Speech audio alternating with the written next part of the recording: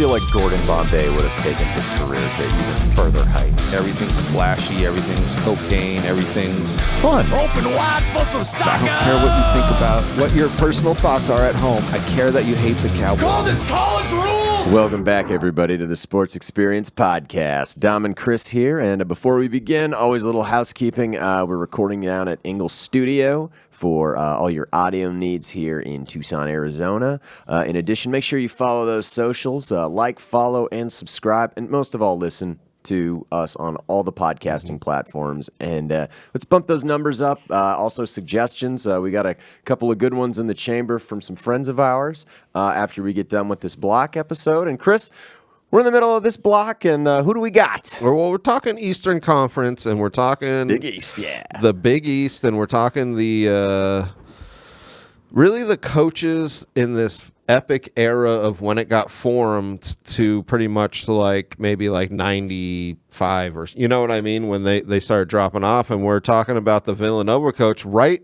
in from our last episode when we were talking about the Georgetown coach. God, I hate that Villanova. We're talking about Rollie Massimino, one of my co-hosts, paisans. Yes, so indeed. We're gonna see some. We're not working with a really deep bench here, Chris, so Well, this is a good one. We're gonna see some biased journalism here.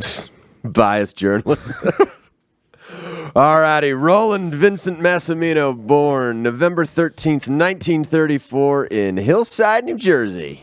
You got a New Jersey guy for this one. His parents, Salvatore and Grace. His dad was an Italian immigrant and a shoemaker. So, But I mean, back in those days, who wasn't a shoemaker? who wasn't a shoemaker? You know, every third man was a shoemaker. I mean, you had to. You had the butcher, the baker, the candlestick maker, and then the shoemaker. There it is. They didn't live in a shoe, though. That's true. They didn't live in a shoe. I grew up with a kid whose name was Shoemaker. Really? I swear to God, every single year the teacher would point him out as that example of like, well, sometimes people would make something for so many generations that their last name became. It was ridiculous. What about Hormack? No, I'm just joking. But anyway. Oh, man, what about Hancock? You guys know what I'm talking about. Foot penis?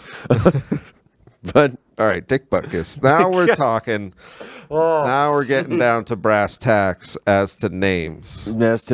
But growing up, very into basketball. Yes. Very into basketball. Goes to Hillside High School, a 5'8" guard, and ends up going to playing some college basketball, too. Well, it's segregated at this point, so he is very, he's tall, you know, for his... 5'8", he's tall for his ethnicity. That's right, for his race. He's a towering guard. He's a towering Italian. Right. So he goes to University of Vermont. He goes to Vermont, yeah. He plays 3 years there. One interesting thing I found out, he's in the same fraternity as I am. Oh, really? Yeah, Kappa Sigma. That's awesome. Yeah, I found that out. I'm like, I knew I liked this guy.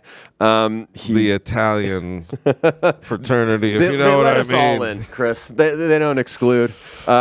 He ends up graduating, and then he gets his master's degree from Rutgers in physical education and health. And right after he's done with undergrad, though, he's jumping right into coaching. I bet and he's a perfect fit as a coach. Well, I bet he kind of saw this plan because he loves basketball, and then he's just like, I should take over as coach, because you're right. Literally, right after he gets his master's, he starts coaching at high school. Yeah, and he coached varsity baseball and freshman and JV basketball in New Jersey at Cranford High. But in 59 to 63, he's the head coach at his alma mater, Yeah, which is great. I saw that. At his Where he grew up, and yeah, that's always great. And everywhere he goes, he had, well, at least in high school and for most of his college career, everywhere he goes, he either turns the program around or just stacks on success. Yes. And or at least like, and especially in this era, it seems like he was like building programs. Yeah. You know what I mean? So like, and you see that even later on in his, like, I think it was his last coaching thing where he like actually is good at like establishing this to be like a place for people to go. He's a culture builder. Yeah. As far as like building a winning culture, but also a coach's coach, but a player's coach too. So by his Very second good. season Yeah, I there, like it. I like it. they're in the state Group 3 championship game, although they lose. And then in 1963, they're in the finals, but they lose in double overtime. I saw that he had a lot of high school losses. Yeah. Championship losses. I mean. Championship losses. In 1963-64, though, he takes over at Lexington High School in the Boston area. Yep. And this is where he really starts to get some attention because of how successful this program is. And this is what I was saying, because he really builds this into a program that went on and was successful for like 30 years. Yeah. As a basketball, you know what I mean? Because, like, some schools are literally football school and some schools are like a smoking weed school. Those are the best. Well, I mean, that's the number one sport in a lot of states now. Oh, my God. It's got to be. Don't get CTE from, doing bong rips. But I'm the vape champ of 2022. They got my banner up on the wall. It's Got my green. banner up on the wall. Check up those rafters. Can't see the banners. Why? Too much smoke. Too much smoke, brother. But he's 28 years old at which is crazy. And I did have a couple quotes I wanted to talk about, just like the type of coach. So imagine just a balding, squat Italian man. Yep. Probably even at this point at 28. He's probably a hard 28, Chris. Yeah, I didn't see any young pics of him. No. But they built him different back in those That's days. true. He probably looked like he was 49. Yeah, exactly.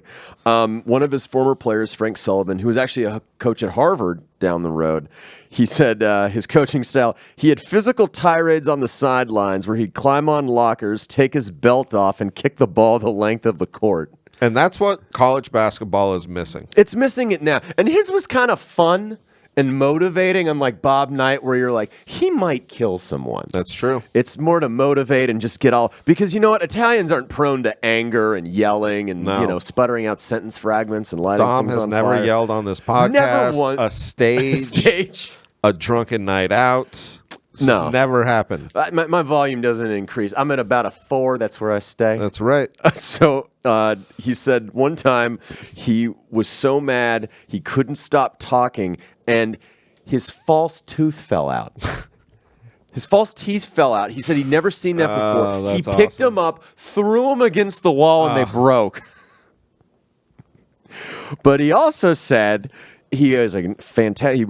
He always understood the players. Yes. He knew just how to basically motivate them, and throughout his career he was talking about he made everyone a family. And not like that bullshit Olive Garden family, but made them play as a family. Well, and then he worked his players in a system that would get the best out of them. That was something that I always saw, which is why you see just success over his time as a coach. Patient offense, trap defense, that's what you got. And the thing was that particular system, it was passed down, like you said, at Lexington and all these places that he went. It would just go to the next coach, and the next group of players, and the next. They were like, "This is working. Come in and do that." And they were just like, "Oh, okay."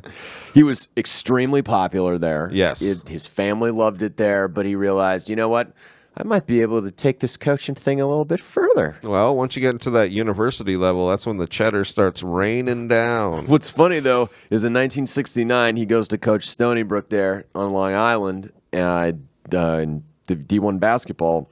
He takes a $5,000 pay cut. I saw that. Yeah. Which is kind of funny, but you see a huge high school and you go to a small university. You know what I mean? Where it's not like he's where we see he goes later on. But yeah. So the next couple of seasons, they go to the small college tournament his first year. I saw that. Won a conference. Won the conference. They go 34-16 both years. And then he moves on to the University of Pennsylvania, where he's an assistant to Chuck Daly. Head coach of the Bad Boys, NBA champions. That's right. Also the head coach of the original Dream Team in '92. So he just had a fantastic basketball mind. Yes. Like the people that he coaches with and coaches against kind of like all say the same thing, just like, yeah, this guy knows exactly what he's doing. Well, and that's such a great thing to point out, because he really does, and you see him only being assistant for like 4 or 5 years, and then it's like, all right, you got to take over your own program. Yeah. So in 72, 73, he gets a job at Villanova. That's right. A small Catholic university there in Philadelphia. And much like John Thompson, as we discussed in our previous episode, he's really needing to rebuild this program. because they're not They're quite not fit good. No. And they're an independent at this time. Yeah. So this is before the Big East comes into play. This is before you see them build as a program after the Big East's attention comes in. It's like almost Georgetown, the same kind of trajectory. Like you build for a few years. Oh, wait, we get to join this conference. Yep. So by 75-76, they have their first winning record, 16-11. And then the next 4 seasons, they're in the Eastern Athletic Association. 76-77, they're third place in the NIT, Yep. which was great. 77-78, they make it all the way to the Elite Eight. So now they're like, even though they're in kind of a smaller Eastern Conference, they're on the map as a basketball program. And he's an Elite Eight man. I went through all of his exits. He's got a lot of them. Got a lot. Kind of like Lute Olson. Almost. Yeah, it's pretty wild when you look at it. You're just like, oh man, I would be so like towards the end, I'd be so bummed getting to the Elite Eight and getting knocked out that last time. You're just like, I fucking knew it. Can we just lose to Creighton in the first round? Like, just can we do that? Go on spring break. Yeah. So by 79-80, they're 23-8. Yes. In their last year in the Eastern Athletic Association. And 80-81, like we said our last episode, the Big East starts. It starts with all these great coaches. 80-81, they go to the tournament. They're basically in the tournament almost every year. Yeah. They're definitely a consistent team when you look at from 80 to 92 or whatever. They're just like consistently getting in the top 3 of the Big East. It's not easy to do. I was just gonna say we're talking about it. It's such a hard conference, and then they're almost always getting to the Elite Eight, and you're like, why is this happening? So in 81-82 and 82-83, Yep. This is where so they're 46-16 between both years. They win the Big East regular season title twice. Yeah. They win it 2 years in a row, which is pretty incredible.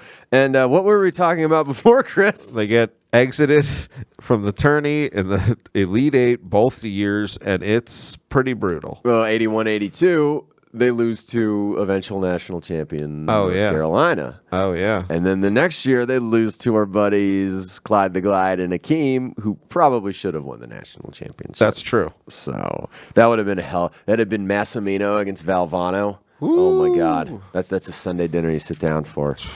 But, Did I ever tell you about that time we were shaving points at Boston College? Go! Get that coffee to go. The ice pick. So good. Never shut the hell up.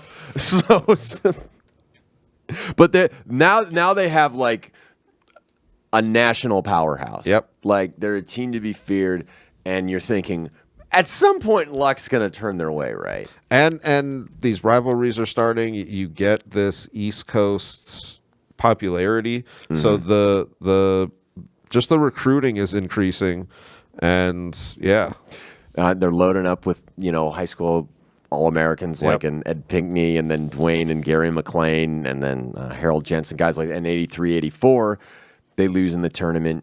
Second round, yeah, they're 19-12.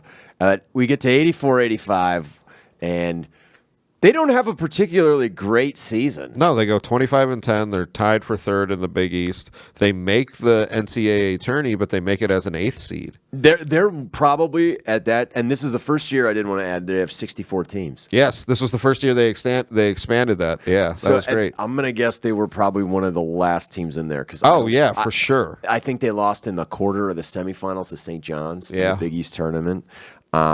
But 84-85, they get to the tournament. The Cardiac Cats, I guess you could call them that, because they play a lot of very close games in this postseason. A lot of good teams. One could say even great teams. That's right. They start off against Dayton, 8-9, which they beat them. 51-49. Yep. And mind you, these scores are so low, which we brought up in the last episode, because there's no shot clock. It's a bit of a different college experience than it is now. Stalling a lot. A lot of stalling on offense. Where if you have the lead, you hold on to that like grim death. That's right. The next round they play number 1 seed Michigan, who's ranked number 2 overall when the tournament starts. Beat them by 4 points. 59-55. Sweet 16. They play Maryland in what is low for a WNBA game. I'm just gonna say it. 46-43.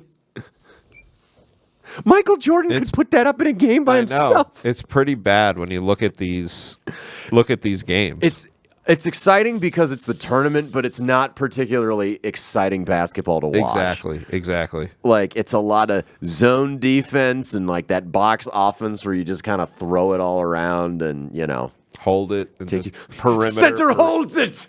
Yep. So, they go to the Elite Eight and they match up against North Carolina. Yes. And number 2 seed. So, definitely one of these really good North Carolina teams. And they do not have a great first half in this game.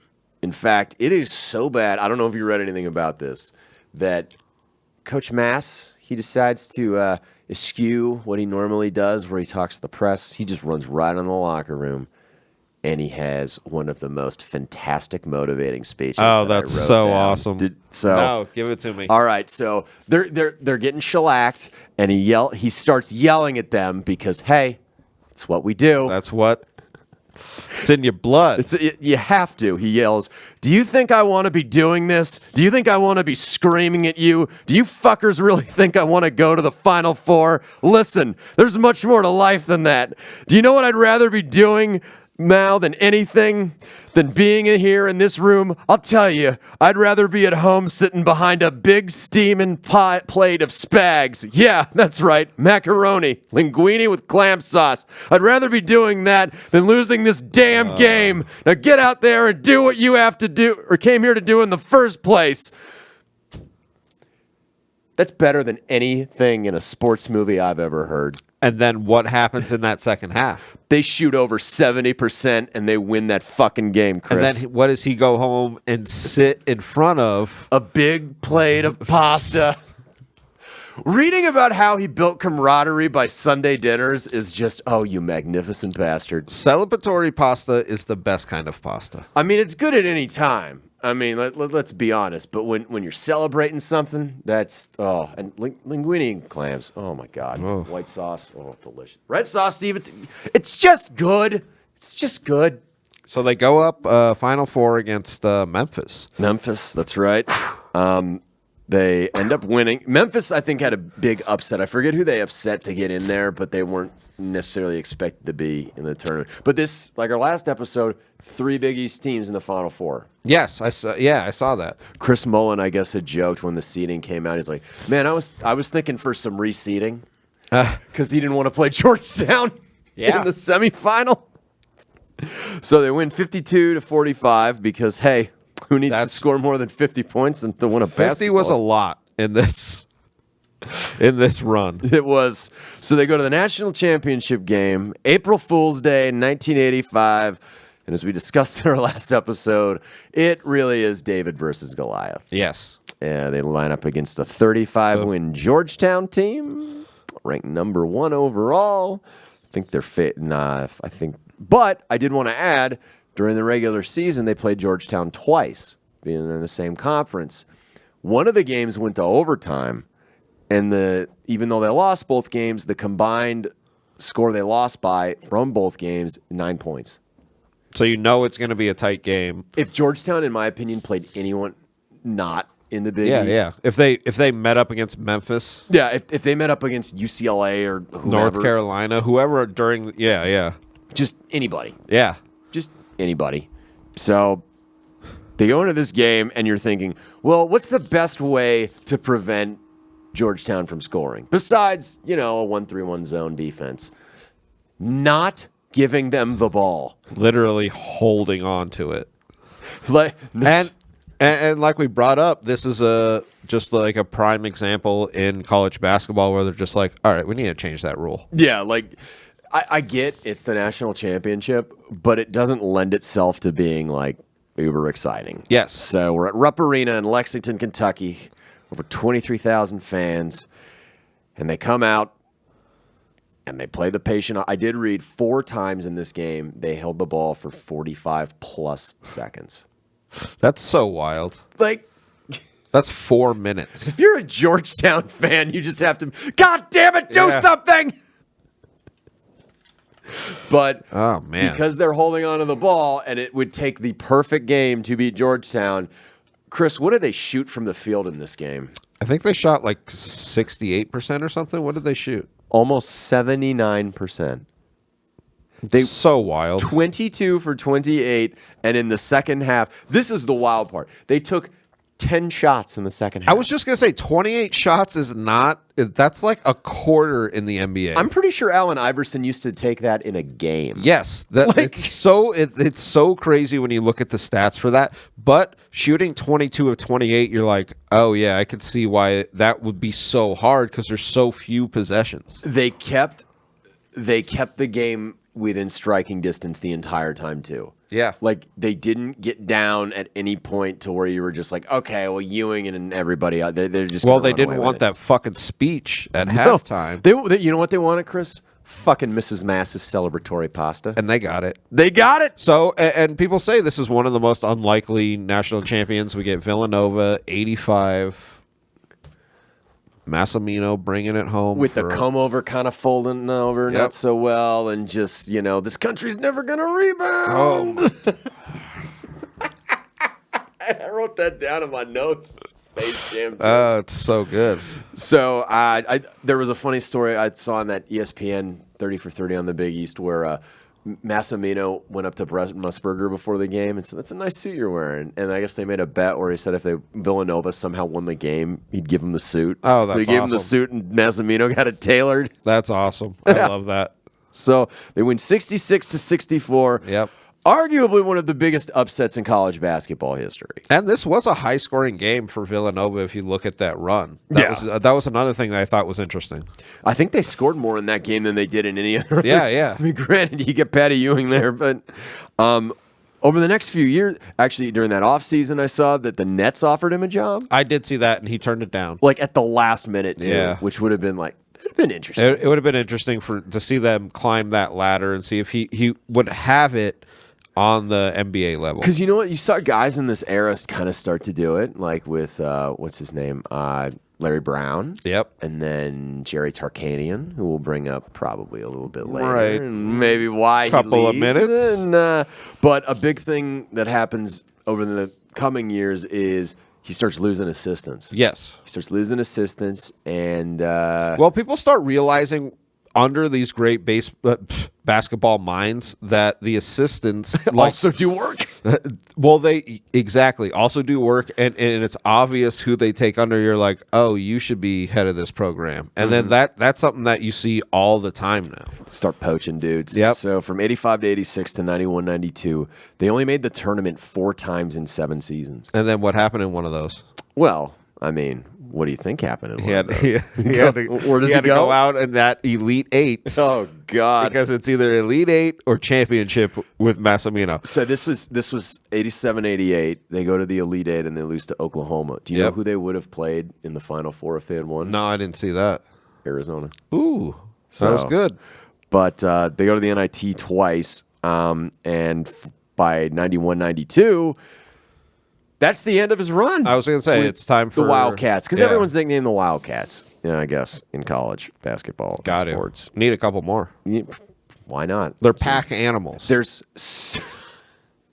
so many offensive names. Why not just everyone be called the Wildcats? That's right. Now we're talking. The Washington Wildcats. All right, so for 92, 93, he's national champion winning coach. Yep. Like, he's going to find a job whenever he wants. And where does he go, Chris, in a very interesting situation? He goes to the very clean and upstanding program Squeaky clean of UNLV, but this is something that we were talking about pre-podcast, that like this could have been one of those feel-good stories of him showing up, turning this program around, because UNLV is right off of the Tark the Shark. This is like the part 2 to our episode that we did. So go listen to that one. It is. It really is. And it could have been that like rebuilding of this program after they're in these penalties.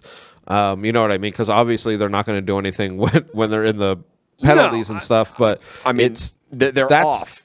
Like they're banned from the postseason. Exactly. But that's what everybody was thinking, was like once our ban is up and whatever, you know what I mean?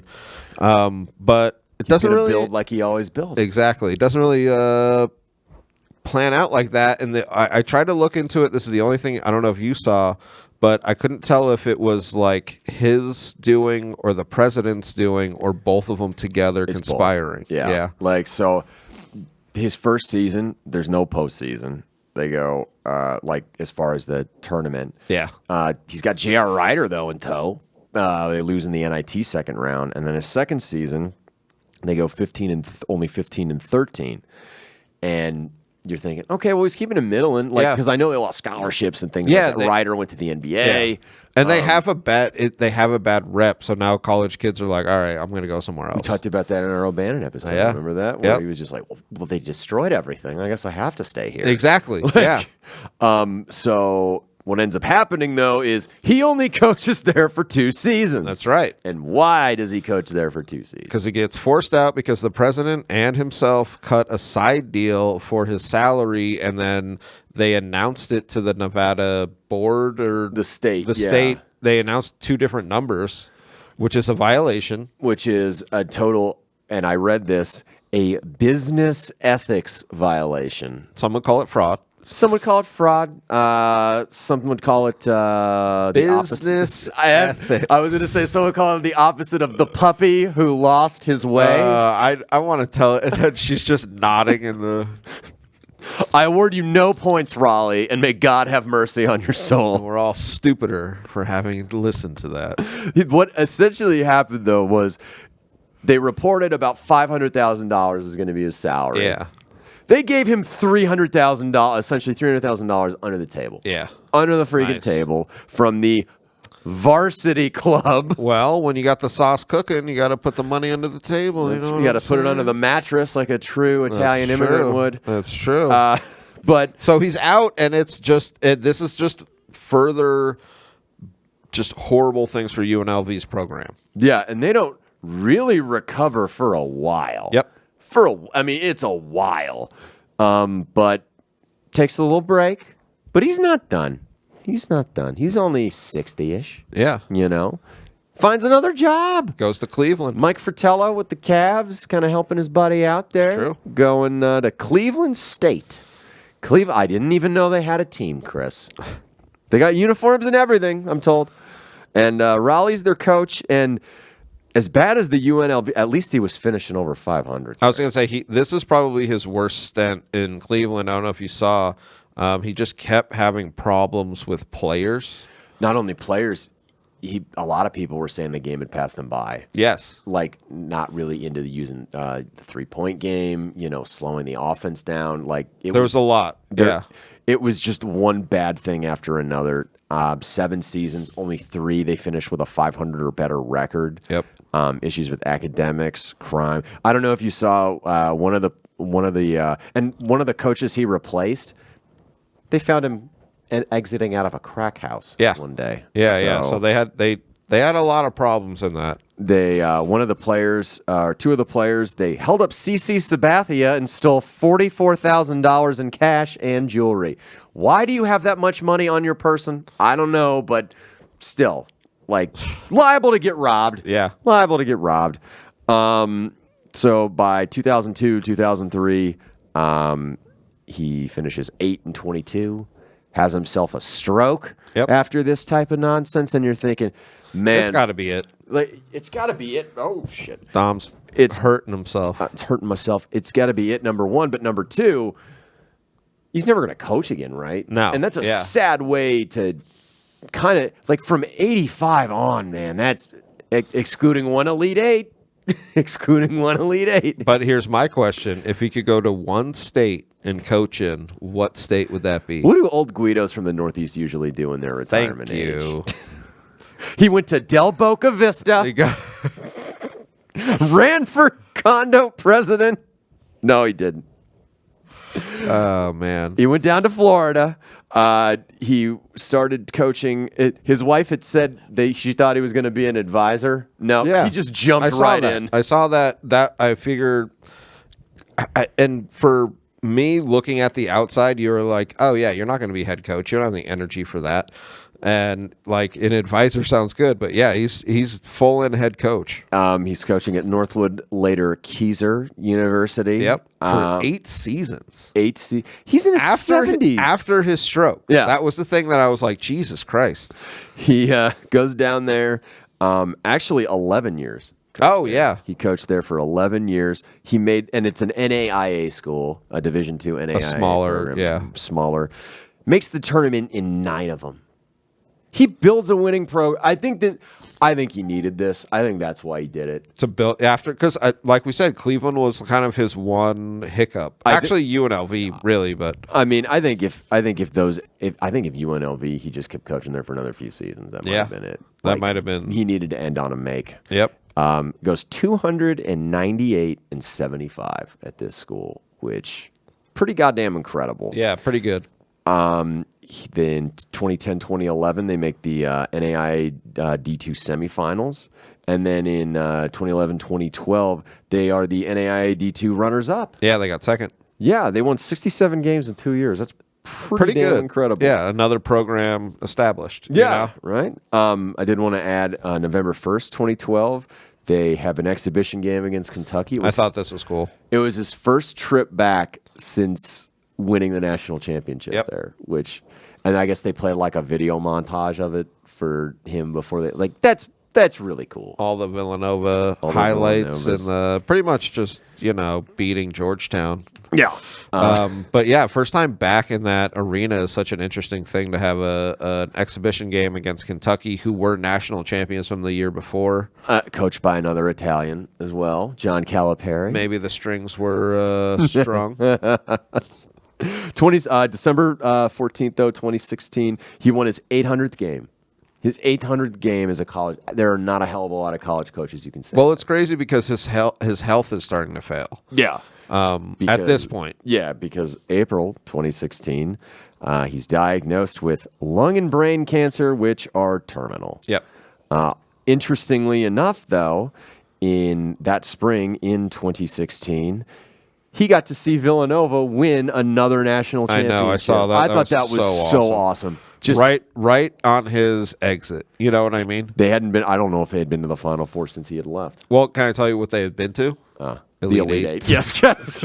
This is the Elite Eight podcast. Screw it. That's just what we're renaming it. God, it's so good. So he's diagnosed with a year to live, and August 30th, 2017, he ends up dying. Yeah. Which 80. I mean, he's 82 years old, so it's not like necessarily like a cut too short life. No, great life, but it's always sad when you see them go. But the thing that I was thinking, researching Rollie and all of this, was just the unsung heroes that have national championships and built 4 or 5 programs. You know what I mean? It's really interesting where I'm like, oh yeah, this was a good episode. This is great because we have all sorts of great coaches. Yeah. Finished his career with 816 wins, 3-time Eastern 8 regular season champion, 2-time postseason champion, 2-time Big East regular season champ, 2-time Big East or Eastern 8 Coach of the Year, Big East Coach of the Year, 7-time Sun Conference regular season champion. Where that's the Florida boys. Mm-hmm. And 1-time national champion and college basketball Hall of Famer, where he should be. That's what I mean. That's the kind of stuff I like, but maybe not get the recognition that he should get. You know what I mean? National champion. He's up in the sky eating that big plate of spags. I love it. I love it.